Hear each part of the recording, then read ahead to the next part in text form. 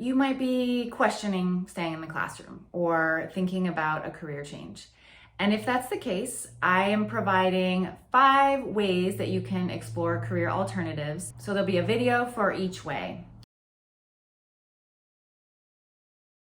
The first way that you can explore your career alternative is by talking to people. This is maybe my favorite way. If you're curious about instructional design or you're curious about being a nurse, whatever it is, try to find someone to talk to. This is called an informational interview by many, but I really like to call it a curiosity conversation because you're asking questions to learn more about what they do. What's a typical day look like? What do you like about your work? What skills do you use on a regular basis?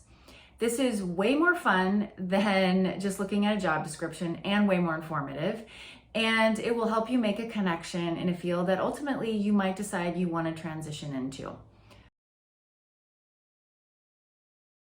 I'm doing this video series because the 2 most common ways that teachers explore their career options are 2 ways that are not actually that effective. The first way being by ruminating over the change and thinking over and over again the same thoughts about what your alternatives are, what else you might do.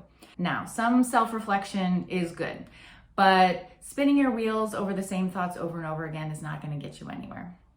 The second way that people tend to explore their careers is by looking at job descriptions. And I have so many big feelings about job descriptions, but the 2 most important ones that you know are that job descriptions can be really dull. They're basically just to get the point across, and so they're not probably going to inspire you. And the second is that job descriptions are not going to give you a sense of how you would feel about doing a certain kind of work. So, all that being said, here is the second way for you to explore your careers options. Take an online course that is related to something that you're interested in, or read a book about something you're curious about. Let me give you an example. If you're interested in interior design, read the book Homebody, A Guide to Creating Spaces You Never Want to Leave. It's a real book. I had to look it up though. Or take an online course about how to use colors in designing a room. Notice what you feel when you're learning this information. Does it make you feel excited, motivated, or is it just kind of ho-hum, not as interesting as you thought? Would it be something that you would like to spend more of your time learning about? And if so, that's a pretty good indication that it's worth continuing to explore interior design as a potential career. I really like to use the word explore and exploration when considering career change, because it highlights and focuses on the fact that you are testing out the waters of certain career ideas that you have, or you're checking things out, you're following your curiosity. And by doing this, you are much more likely to end up doing something that you like because you already have a sense of what it would involve. All right, so the third way for teachers to explore career alternatives is to do a little online research, and Google and ChatGPT are going to be your best friends here. Some examples of what you might search for are a day in the life of an urban planner, or what does an education consultant do? What is a project manager? Or if you don't even have ideas yet for what you might want to do, you could search things like careers for people who like gardening, or cool jobs no one's ever heard of, or ideal work for introverts. You could search these and expand the ideas and possibilities that you have and dig a little bit deeper into some of those ideas. The fourth way to explore your career possibilities is to job shadow someone doing work that intrigues you or someone doing work that interests you. For example, if you are interested in learning more about marketing and what marketing work looks like in real life, you could shadow somebody who has a role that's related to marketing.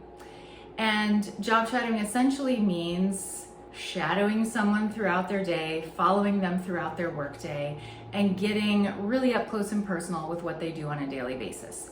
You can explore the space that they work in, you can attend meetings with them, you can have conversations with them about their work on site, or you can have them connect you with other colleagues or coworkers that they have so that you could talk to someone else while you're there. You may even be able to watch them work in other ways, besides just like creepily watching over their shoulder as they do something on the computer. You might be able to attend a presentation, or maybe they're talking to a client.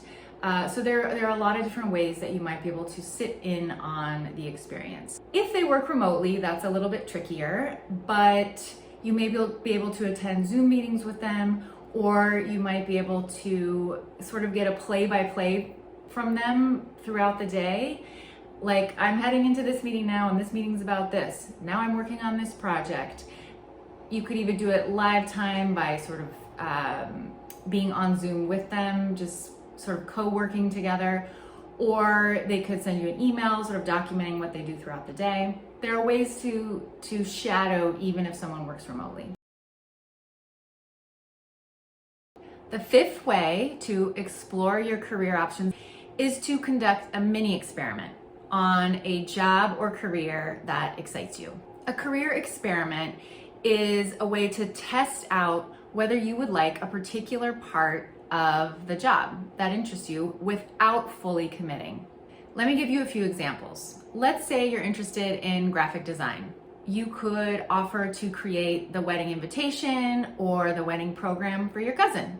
If you're intrigued by event planning and wondering if it would be a good fit for you, you could offer to plan an event for a friend who's maybe not so organized, or to volunteer to plan an event for a local organization.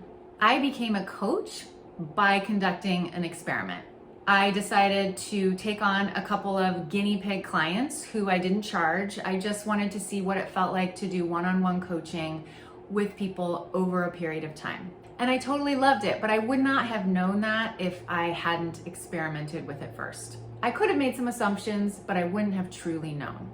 There are a few things to keep in mind if you're planning on doing a career experiment. The first is that it should be low commitment. The second is that it should be pretty simple to execute. The third is that it should be related to the work that you would be doing if you were to have that particular job. Oh, and the last, maybe the most important one, is that it should sound fun to you. Because if it doesn't sound fun to you, then you probably can already pretty much guarantee you're not gonna like it. I hope you have an amazing summer out there exploring your career options and just resting and chilling and having fun. Bye.